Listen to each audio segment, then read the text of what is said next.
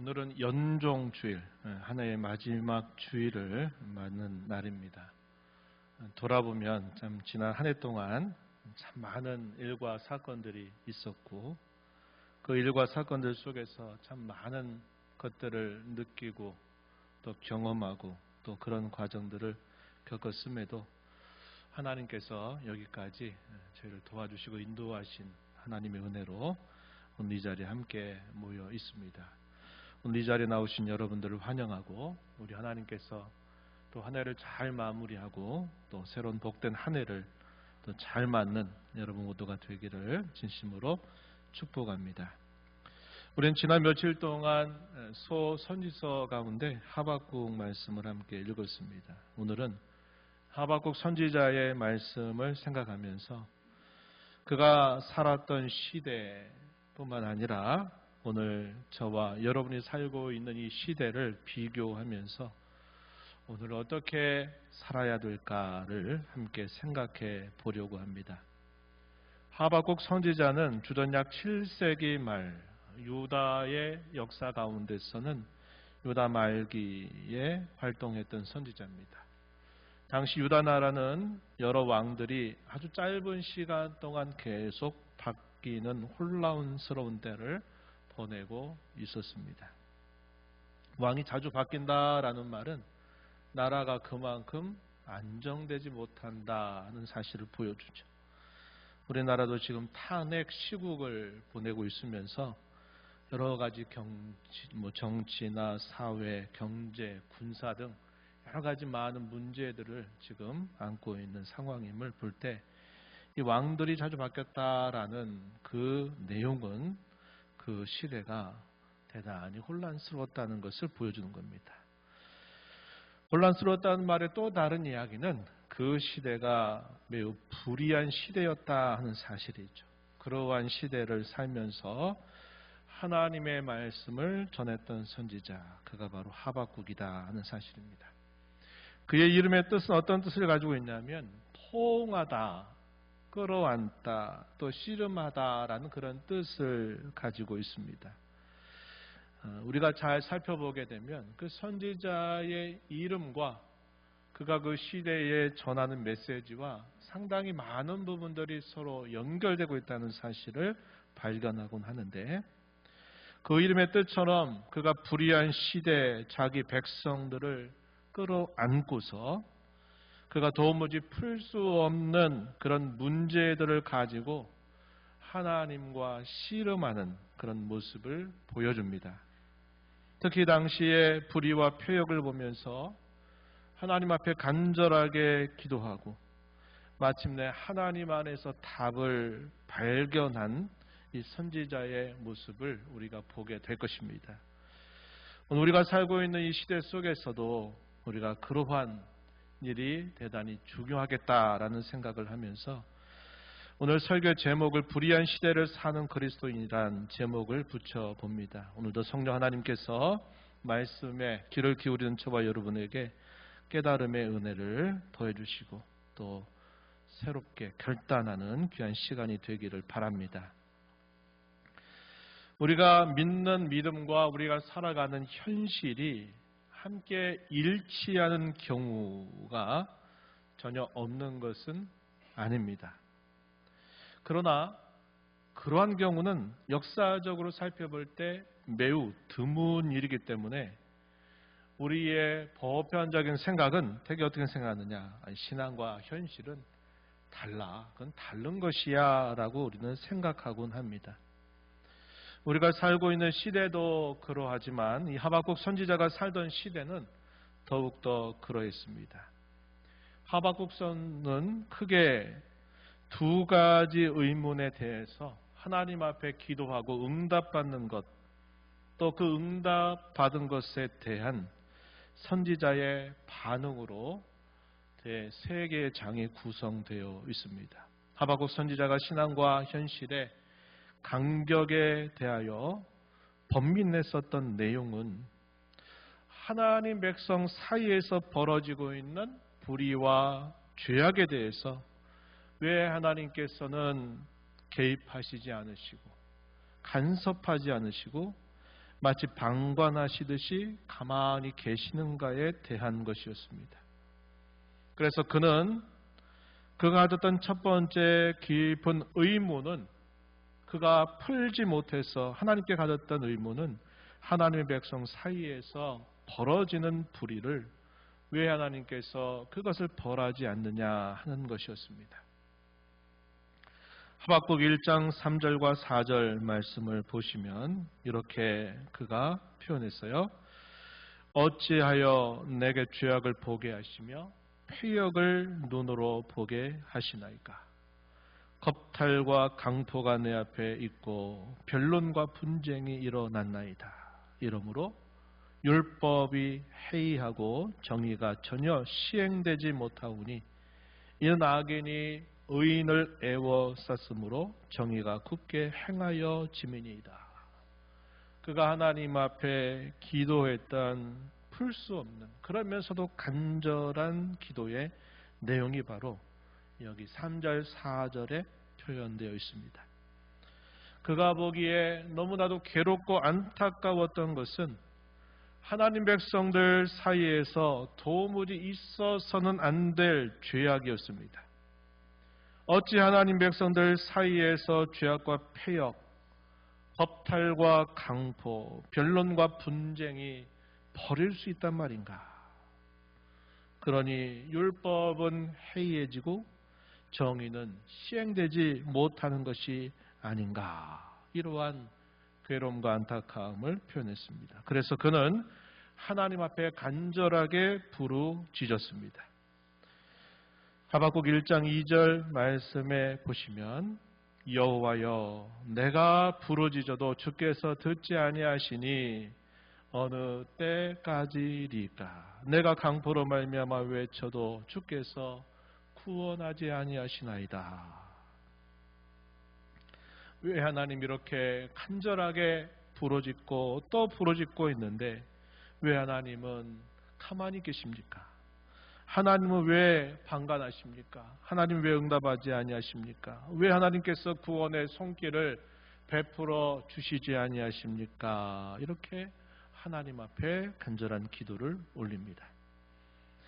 마침내 하나님께서는 하박국 선지자에게 응답해 주십니다. 그 내용을 한마디로 요약하면 이제 벌할 것이다. 조만간 벌할 것이다. 벌할 때가 가까이 왔다라고 하는 것입니다. 그 내용이 하박국 1장 5절과 6절 말씀에 하나님 이렇게 응답하십니다. 너희는 여러 나라를 보고 또 보고 놀라고 또 놀랄지어다. 너희의 생전에 내가 한 가지 일을 행할 것이라. 누가 너희에게 말할지라도 너희가 믿지 아니하리라. 6절에서 보라 내가 산하고 성급한 백성 곧 땅이 넓은 곳으로 다니며 자기의 소유가 아닌 거처들을 점령하는 갈대아 사람을 일으켰다. 이렇게 하나님이 말씀을 해주셨습니다.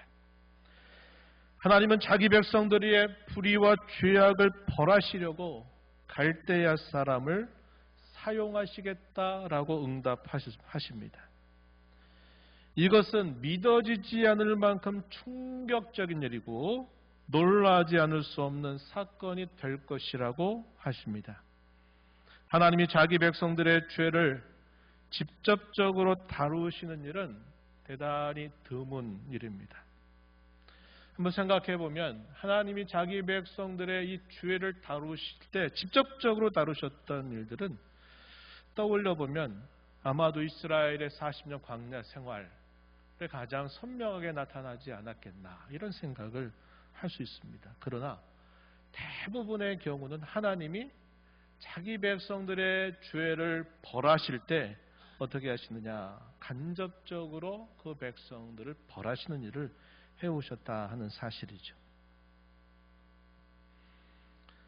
하박국은 응답받고 감사하고 기뻐할 수 없었습니다. 그 응답의 내용이 그에게 또 다른 깊은 의문을 가지게 했기 때문이죠. 그가 보기에 하나님께서 당시 주변 나라를 패망시키고 세력을 확장하고 있었던 이 바벨론이라고 한 나라를 통해서 자기 백성들의 불의를 다루신다고 하는 것은 납득할 수 없는 것이었습니다. 어찌 자기 백성을 자기 백성보다 더 악한 이방 나라를 통해서 벌하실 수가 있단 말인가. 그래서 이 하박국 선지자는 또다시 하나님 앞에 기도하며 의문을 제기하게 됩니다. 하박국 1장 13절 말씀에 이렇게 기록합니다. 주께서는 눈이 정결하심으로 악을 참아보지 못하시며 패역을 참아보지 못하시거늘 어찌하여 거짓된 자들을 방관하시며 악인이 자기보다 의로운 사람을 삼키는데도 잠잠하시나이까. 자기의 볼 때는 하나님의 백성들이 불의하다 하더라도 설마 하나님을 모르는 이방 백성들이 불의한 것만큼이나 되겠냐 하는 생각을 하는 것입니다. 자기 백성들을 벌하려면 그들보다 의로운 것을 통해서 벌하신다면 그렇지 납득이 되지만 더 악한 이방의 나라를 막대기로 들어서 자기 백성들을 벌하신다는 사실이 이해가 되지 않는 것입니다. 17절에서는 또 이렇게 하나님께 물었어요. 1장 17절에 그가 그물을 떨고는 개수가 여러 나라를 무자비하게 멸망시키는 것이 옳으니까. 당시에 바벨론 나라가 세력을 확장하면서 여러 나라들을 패망시키는 그 모습에 대해서 이것이 과연 이런 나라를 통해서 하는 것이 올바른 것입니까? 라고 하나님 앞에 묻는 것이었습니다. 이에 대해 하나님께서 뭐라고 응답하시느냐? 그 바벨론도 결국은 심판하시겠다라고 응답해 주십니다. 하박국서 2장 5절로부터 20절에서 하나님은 5번에 걸쳐서 그들에게 화가 미칠 것이다 하는 저주 선언을 하시면서 그들의 죄악상에 대하여 말씀해 주십니다. 그들의 죄명은 침략과 탐욕을 일삼고 강포와 잔인함을 나타내고 그리고 우상 숭배하는 그런 죄명을 말씀하시면서 그들을 내가 결단코 심판할 것이다 라는 말씀을 해주시게 됩니다. 이 바벨론의 심판이 결국 하나님의 백성들에게 있어서는 구원이 될 것이다 라고 말씀을 해주십니다. 자기 백성들은 벌하시고 바벨론은 심판하신다 하는 것은 그 목적이 분명히 다르다는 것을 우리는 구별을 해야 합니다. 말하자면 자기 백성은 징계하셔서 고쳐 새롭게 하신다라는 것이고 이 바벨론은 심판하셔서 더 이상 그러한 악한 죄들을 짓지 못하게 한다 하는 것입니다. 그렇기 때문에 자기 백성들을 벌하는 것과 바벨론 나라를 심판하신다고 하는 것은 그 목적이 분명히 다르다 하는 사실을 구별하고 있는 것입니다. 이런 두 가지 의문에 대해서 기도하고 응답받았던 선지자는 하나님이 자신의 시대와 그 너머 행하실 일들을 알게 되면서 큰 변화를 경험하게 됩니다. 하나님께 기도하고 응답받았던 내용들을 간단하게 정리하면 어떤 내용이었습니까? 자기 백성들의 불의함 때문에 하나님의 말씀이 해이해지는 것에 대해서 하나님 앞에 탄원을 드렸더니 하나님이 그래 이 백성들의 이 패역을 내가 벌하고 고치겠다는 말씀을 하시는데 바벨론 나라를 그 수단으로 사용하시다 응답하시니 또 하나의 의문이 어찌 이 바벨론 나라를 통해서 우리를 그렇게 하실 수 있단 말입니까? 하나님은 바벨론 나라는 그들의 죄를 따라서 반드시 심판할 것이다. 그것이 곧 하나님 백성들의 구원이 될 것이다 라는 사실을 이야기해 주신 것이죠. 이런 하나님의 말씀을 들었던 하박국 선지자는 큰 변화를 경험하게 됐습니다. 번민 속에서 품었던 의문에서 순종과 결단으로 바뀌게 된 것입니다. 현실과 상황은 달라진 것이 하나도 없어요. 똑같습니다. 그러나 그 현실과 상황을 바라보는 선지자의 마음과 그의 태도가 바뀐 것입니다. 이 변화가 매우 중요합니다. 먼저 하박국 선지자는 하나님께 말씀을 듣고서 순종으로 화답합니다. 생각해보니 지난 오랜 세월 하나님께서 행해 주셨던 일들이 자기 백성들의 구원을 위한 것이었다는 것을 그가 다시 알게 된 것입니다. 이 내용은 하박국 3장 3절로부터 15절에 길게 소개되고 있어요. 그 중에서 특히 13절, 6절 말씀을 우리가 주목해 보면 좋겠습니다. 3장 13절 말씀에 이렇게 고백했어요.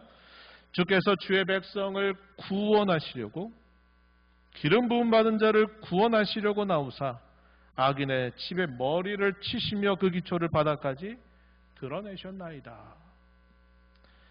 6절 말씀에서는 또 이렇게 고백했습니다. 그가 서신즉 땅이 진동하며 그가 보신즉 여러 나라가 전율하며 영원한 산이 무너지며 무궁한 작은 산이 엎드러 지나니 그의 행하심이 예로부터 그러하시도다. 이렇게 고백했습니다. 우리가 이 두 구절에서 발견한 중요한 표현 13절 말씀에서는 구원하시려고 라고 하는 목적입니다.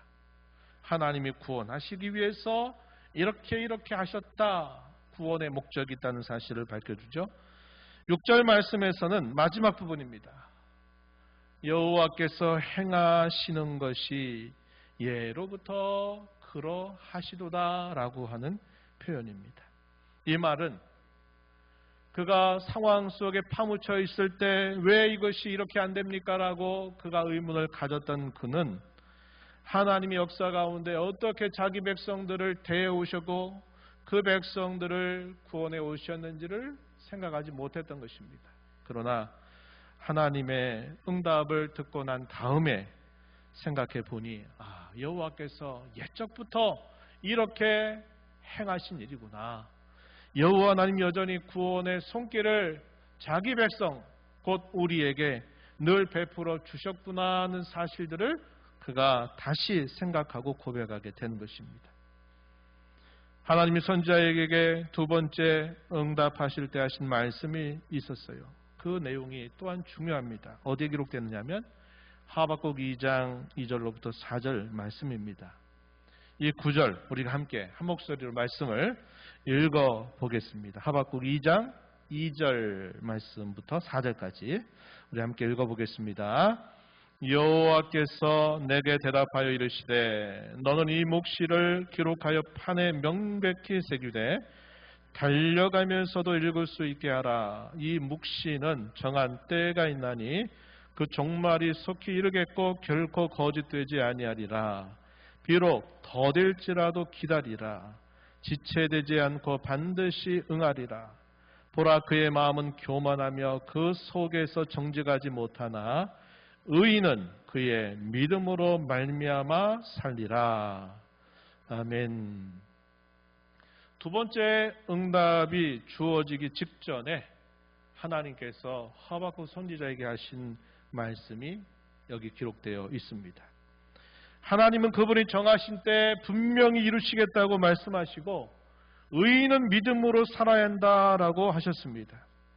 하나님은 사람의 생각과 달리 그분의 때에 이루실 것이니 성도들은 그것이 이루어지게 될 때까지 믿음을 가지고 그 약속에 대한 믿음을 가지고 살아야 한다는 것이죠. 이것에 대해서 하박국 선지자는 뭐라고 응답했을까요? 3장 2절에 이렇게 기록합니다. 여호와여 내가 주께 대한 소문을 듣고 놀랐나이다. 여호와여 주는 주의 일을 이 수년 내에 부응하게 하옵소서. 이 수년 내에 나타내시옵소서. 진노 중에라도 긍휼을 잊지 마옵소서. 하박국은 주님이 말씀하신 일을 이루셔서 그 말씀하신 것이 이 수년 내에 부응하게 해달라고 새롭게 해달라고 또 그 일을 나타내 달라고 기도하면서 하나님이 진노를 베푸시는 중에라도 긍휼을 기억해 달라고 기도합니다. 이것은 주의 기도 가운데서 아버지의 뜻이 하늘에서 이루어진 것 같이 땅에서도 이루어지게 하소서라는 기도와 같은 뜻입니다.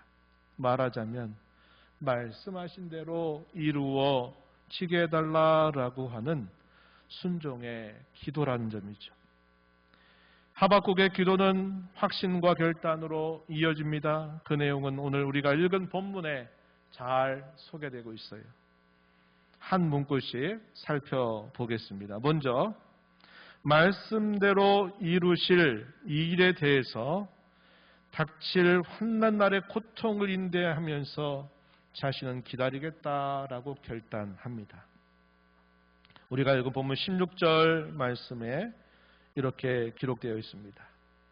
내가 들었으므로 내 창자가 늘렸고 내 목소리로 말미암아 내 입술이 떨렸도다. 무리가 우리를 치러 올라오는 환난 날을 내가 기다림으로 썩이는 것이 내 뼈에 들어왔으며 내 몸은 내 처소에서 떨리는도다. 이렇게 그가 말한 것입니다.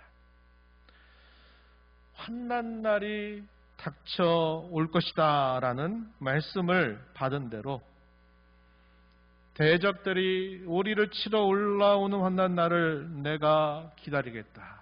참고 인내하며 기다리겠다. 이렇게 고백합니다. 그 고통을 생각하니 그것이 얼마나 마음에 깊은 고통을 주는지 몰라요. 그럼에도 불구하고 나는 그때를 기다리겠다라고 고백을 하고 있는 것이죠. 다음으로 자신은 구원의 하나님을 기뻐하겠다고 결단합니다. 이것이 본문 17절 18절 말씀에 소개됩니다. 이 말씀 너무나 유명하죠? 우리 함께 읽어보겠습니다. 비록 무화과 나무가 무성하지 못하며 포도나무에 열매가 없으며 감람나무에 소출이 없으며 밭에 먹을 것이 없으며 우리의 양이 없으며 외양간에 소가 없을지라도 나는 여호와로 말미암아 즐거워하며 나의 구원의 하나님으로 말미암아 기뻐하리로다. 아멘. 이 결단의 고백은 우리가 좀 더 깊이 생각해 볼 표현입니다. 선지자는 무화과 나무와 포도나무, 감람나무에 열매가 없어도 밭에 먹을 것이 없고 소와 양이 없어도 자신은 여호와로 말미암아 기뻐하겠다라고 말합니다. 당시의 농경 사회에서 이 무화과 나무나 포도나무, 감람나무, 밭에서 나는 소출, 또 우리에 있는 이 소나 양, 이것들은 그들의 삶에 가장 예민하고도 가장 가까운 것들이 해당이 됩니다. 예를 들어서 그들의 삶에 결정적인 영향을 미칠 수 있는 것들이라 하는 말이죠. 그들이 먹을 것이 떨어지면 일단 그들이 먹고 사는 문제가 해결 안 되면 그들의 삶의 모든 것들이 흔들리게 되죠. 그래서 여기서 선지자가 고백하고 있는 이런 것들은 가장 말하지 않아도 예민하게 반응할 수 있는 것들을 말하고 있다 하는 것입니다. 하지만 하나님께서 선지자를 통해서 하나님께서 선지자에게 하셨던 말씀, 그 내용들은 그 현실 속에 바로 이루어지는 일이 아니라 먼 이야기입니다. 지금 유다의 말기를 살고 있지만 바벨론 나라가 아직 그들을 침공한 적이 없어요. 그리고 그 바벨론 나라에 의해서 하나님이 자기 백성들의 죄를 벌하신다는 것도 어떻게 보면 머나먼 이야기입니다. 바벨론 나라를 심판하시고 그 심판이 자기 백성들에게 구원이 된다고 하는 사실은 더더욱이나 먼 이야기입니다. 그럼에도 불구하고 선지자가 자기의 삶에 가장 민감하게 반응할 수 있는 것들, 그런 것들이 내게 채워지지 않고 해결되지 않아도 나는 여호와 하나님으로 말미암아 기뻐하겠다라고 고백하고 있다는 것이죠.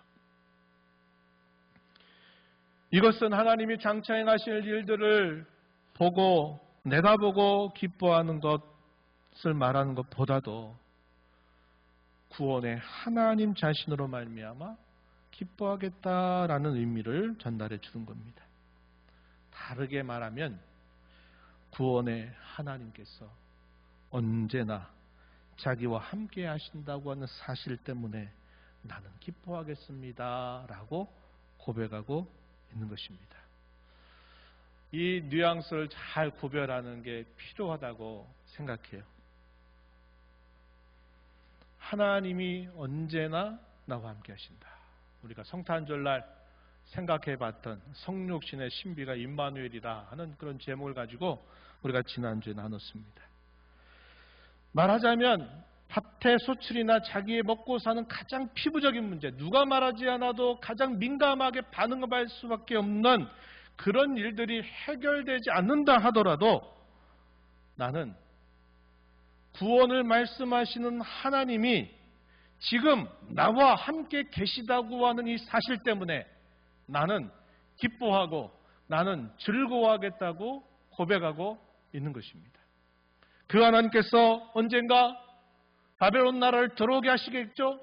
그리고 바벨론 나라를 하나님이 심판하시겠죠? 그것이 역사적으로는 자기 백성들의 구원 사건이 될 것이지만 머나먼 미래에 행하실 그 일들 때문이 아니라 어쩌면 그 말씀하신 하나님이 오늘도 지금 매 순간에도 나와 함께 하고 계시다고 하는 사실, 내가 겪는 모든 어려움들을 아시면서도 나와 함께 있어서 그것을 감당하게 하시는 하나님, 크고 작은 일과 사건 속에서도 자신과 함께해서 자신을 지켜주시고 도와주시고 구원의 손길을 주실 그 하나님이 지금 나와 언제나 함께 하시는 것 때문에 나는 기뻐하고 즐거워하겠다. 이렇게 결단하고 다짐하는 내용입니다. 그러니까 이 고백이 놀라운 고백이다 이 말이에요. 놀라운 고백이다 하는 것입니다. 마지막으로 구원의 하나님이 자신에게 힘을 주셔서 높은 곳으로 다니가실 것이라고 고백하고 있습니다. 이것은 그가 하나님 앞에서 결단하게 되는 근거 내지는 확신을 표현합니다. 본문 19절 말씀을 보시죠. 주 여호와는 나의 힘이시라. 나의 발을 사슴과 같게 하사 나를 나의 높은 곳으로 다니게 하시리로다.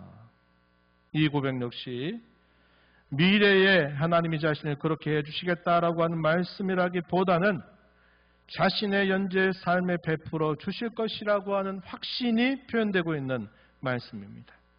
하나님께서 자신을 마치 사슴처럼 뛰게 하셔서 높은 곳으로 다니게 하신다고 하는 말은 현실과 동떨어진 삶을 살게 하겠다.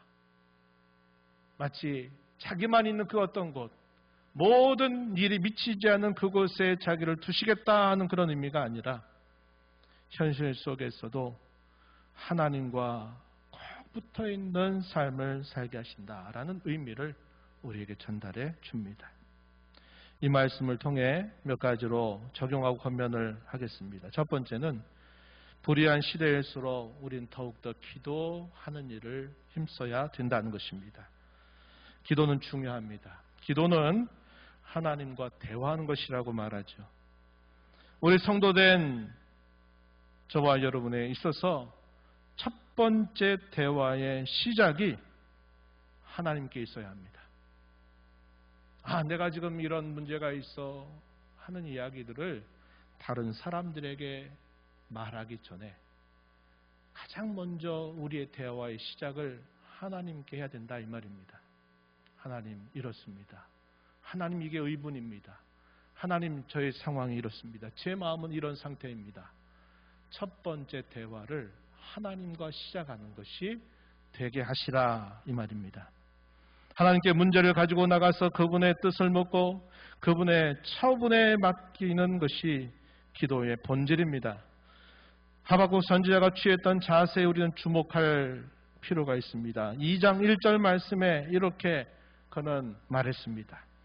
내가 내 파수한 곳에 서며 성루에 서리라. 그가 내게 무엇이라 말씀하실는지 기다리고 바라보며 나의 질문에 대하여 어떻게 대답하실는지 보리라. 파수꾼이 성루에서 아침이 오기를 간절히 기다리고 파수꾼 성내에서 혹시 대적자들의 침략이 있을까 없을까 모든 마음을 집중하고 있는 것처럼 하나님께서 내게 뭐라 말씀하시는지를 나는 기다리고 바라보고 그의 대답을 나는 보겠다라는 이런 자세를 우리가 기도를 통해서 하나님 앞에 표하고 살아야 된다는 것입니다. 두 번째는 변화를 경험하는 것이 중요하다는 것입니다. 하박국 선지자가 신앙과 현실의 강경 혹은 괴리로 의문에 사로잡혀 있다가 순종과 결단으로 바뀌게 된 이유가 무엇이었습니까? 다시 말해서 왜로 시작했던 의문, 어찌하여 라고 시작했던 그의 의문이 없어도 그럼에도 불구하고 이것이 없다 하더라도 나는 이렇게 하겠습니다 라고 하는 결단으로 바뀐 이유가 무엇인가 하는 것입니다. 그것은 변화를 경험했기 때문입니다. 그 변화는 하나님께서 그에게 주신 것이었습니다. 하나님은 선지자의 마음과 태도를 바꾸어 주셔서 자신에게 주어진 현실 상황을 예전의 모습이 아닌 다른 모습으로 그것을 보게 하셨습니다. 오늘 저와 여러분이 살아가는 이 시대 속에서도 이러한 변화가 필요하고 매우 중요합니다. 여전히 불의한 시대를 살며 세상이 바뀌는 것보다 먼저 우리 자신이 변해야 합니다. 우리는 상황에 민감하게 반응합니다. 우리가 경험할 중요한 변화는 가장 가깝고 피부적인 것보다도 하나님을 더 기뻐하는 것이어야 합니다. 상황적인 구원보다 더 중요한 것은 구원의 손길을 언제나 베풀어 주신 하나님 자신을 가까이서 만나는 것이요, 그 하나님이 언제나 함께 하시다고 하는 사실을 우리가 깊이 느끼는 데 있다 하는 사실입니다. 그때 우리는 역사와 인생을 주관하신 하나님을 더욱 신뢰하게 될 것입니다.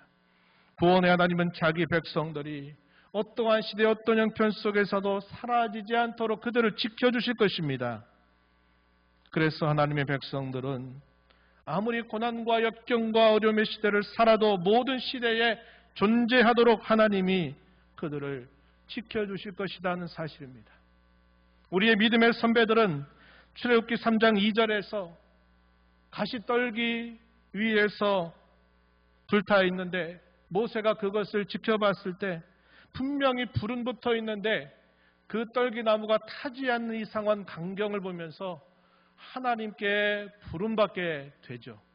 우리 신앙의 선배들은 그 모습을 두고 뭐라고 설명하냐면, 봐라, 가시 떨기나무에 불이 붙어서 상식적으로는 그게 타들어가야 되는데 놀랍게도 그 타고 있는 떨기나무가 하나도 손상됨이 없이 불이 붙어 있는 것을 보면서 하나님의 백성들은, 하나님의 교회는 어떠한 시대를 지나고 어떤 일을 만나고 어떤 역경을 지나는 시대가 된다 하더라도 하나님이 그의 교회를 반드시 붙들어 주신다고 하는 그 사실을 말하고 있다고 하는 것입니다.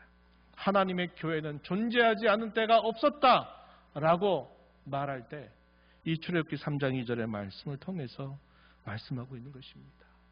세상이 흔들리고 세상이 아무리 변해도 하나님은 그의 백성들을 여전히 지켜주실 것이다 라는 사실을 확신하면서 살아가야 된다는 것입니다. 마지막으로 영적인 고지를 점령하자고 하는 것입니다. 하박국 선지자는 지금 여기서 그것이 불의한 시대라 할지라도 높은 곳을 다니는 삶을 살 수 있다라는 사실을 우리에게 가르쳐 주었습니다.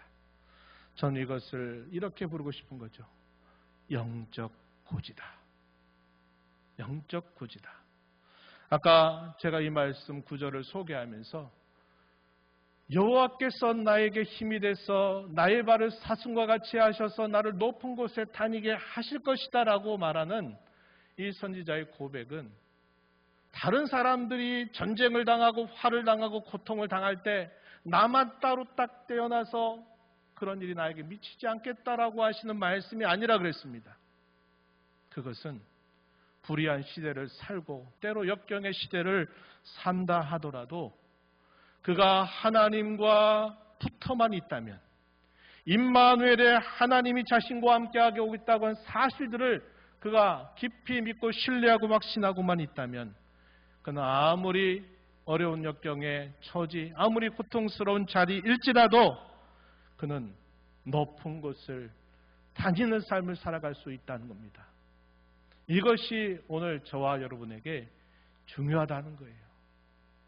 똑같은 현실을 살아가고 어떤 사람은 불의와 죄악에 대해서 마치 재판관처럼 입법자처럼 누구는 어떻고 다 정죄하고 하는 일들을 하면서 이런 세상 못 살겠다고 말하는 그런 사람들이 있는가 하면 이러한 불의한 시대를 살면서도 그 불의에 동조하지 않으면서도 우리가 하나님 안에서 살 수 있다면 그것은 우리에게 영적 고지가 있기 때문일 것이다 하는 것입니다.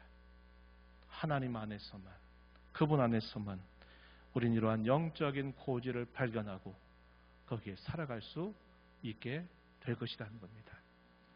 이 불의한 시대, 특별히 주의 재림이 더 가까워지는 시대를 어느 때보다도 더 가깝게 살아가고 있는 저와 여러분은 오늘 하박국 선지자가 오늘 우리가 읽은 본문에서 고백하고 있는 확신, 결단, 이 신앙 고백, 이것을 우리 마음에 깊이 새기면서 이 마지막 때를 하나님과 함께 믿음을 가지고 살아가는 저와 여러분이 되기를 진심으로 축원합니다. 하나님 아버지, 연종주의를 맞이하여서 오늘도 주 앞에 불러주심을 감사합니다. 1년 동안 참 다사다난했던 많은 일들을 겪으며 살아왔습니다. 절망 같은 순간, 또 깊은 낙심과 깊은 수렁을 또 헤맬 때도 있었지만 하나님, 임마누엘의 하나님으로 여전히 저희와 함께 하셔서 여기까지 이르러 하나님 앞에 서게 해주셨음을 발견합니다. 저희가 살아가는 시대가 불의하고 죄악되고 폐역한 시대라 할지라도 늘 임마누엘의 하나님과 함께하는 삶을 늘 확신하고 살아가는 삶이 되게 하셔서 먹고 마시고 입는 것들이나 삶에 가장 필요하게 예민하게 피부적으로 반응하는 일보다도 나는 여호와 하나님, 구원의 하나님이 나와 함께 하심으로 인하여 나는 기뻐하고 즐거워하겠다 고백했던 그 신앙 고백대로 살아가도록 도와주시옵소서. 예수님 이름으로 기도하옵나이다. 아멘.